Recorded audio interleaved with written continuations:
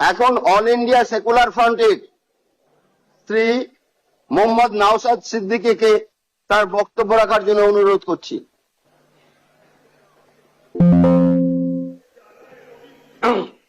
ধন্যবাদ speaker sir. আপনাকে all India secular front পার্টির পক্ষ থেকে স্বাগত জানাচ্ছি স্পিকার নির্বাচিত হওয়ার জন্য।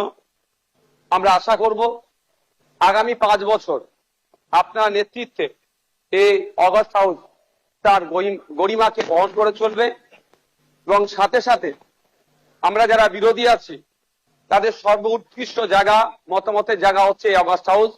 আমরা আমাদের মতামত নির্দ্বিধায় নির্বিঘ্নে এখানে রাখতে পারবো এবং যারা শাসক দলে আছে আমাদের মতামতের ভিত্তিতে গঠনমূলক অবশ্যই যেগুলো হবে সেগুলোকে গ্রহণ করবে।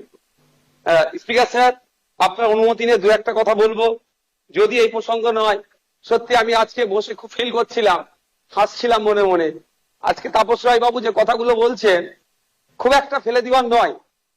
আমি আমি আমি আমি বলবো, আমি 2021 সালে নির্বাচন হওয়ার পরে 6টা মাস এমন দিন পার করেছি, আমার মনে হচ্ছিল যে আমি ইস্তফা দিয়ে দিই, অন্তত আমার ছেলেগুলোর উপর অত্যাচার যদি বন্ধ হয়। এই সময় ফিল করেছি, পার করেছি। পোস্ট পোল ভায়োলেন্সে 2021 সালে, আমি এতে কিন্তু বিজেপিকে দরার সার্টিফিকেট দিচ্ছি না, কিন্তু 2021 সালে যে সমস্যার সম্মুখীন আমরা হয়েছিলাম, আমাদের কর্মী খুন হয়েছিল, একাধিক বাড়িঘর লুটপাট হয়েছে, ভাঙচুর হয়েছিল, সেই অর্থে। তবে হ্যাঁ, একটা জিনিস, এই 2026-এ দাঁড়িয়ে কিন্তু বেশ কিছু ধর্মের স্থান আক্রান্ত হয়েছে। মাননীয় মুখ্যমন্ত্রী মহাশয়কে এবং বিজেপি যারা আছে তাদেরকে বলবো সেইগুলো আপনারা লক্ষ্য রাখবেন। আজকে এই হাউসে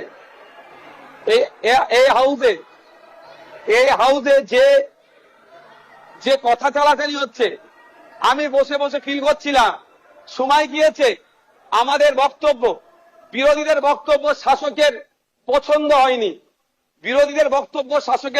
হয়নি, চিৎকার করে বন্ধ করে দেওয়া হয়েছে। এই হাউসেও কিন্তু 21 থেকে 26 আমরা দেখেছি। আমরা আশা করব ওই দিনটা আসবে না। আমরা বিরোধী যারা আছি গঠনমূলক প্রস্তাব রাখবো, শাসক দল যারা আছেন তারা গ্রহণ করবেন। মাননীয় মুখ্যমন্ত্রী মহাশয় একটা কথা বললেন, খুবই ভালো লাগলো। আমরা যারা একাধিকবার বিভিন্ন দপ্তরে লেটার করেছি, ন্যূনতম রেকগনাইজ আমাদের লেটারকে করা হয়নি, ইনক্লুডিং চিফ মিনিস্টারের কাছে।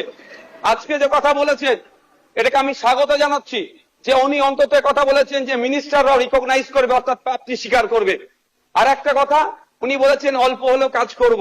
আমরা বিরোধী, আমরা পজিটিভ কথা বলবো, রাজ্যের স্বার্থে বলবো, রাজ্যের জনগণের স্বার্থে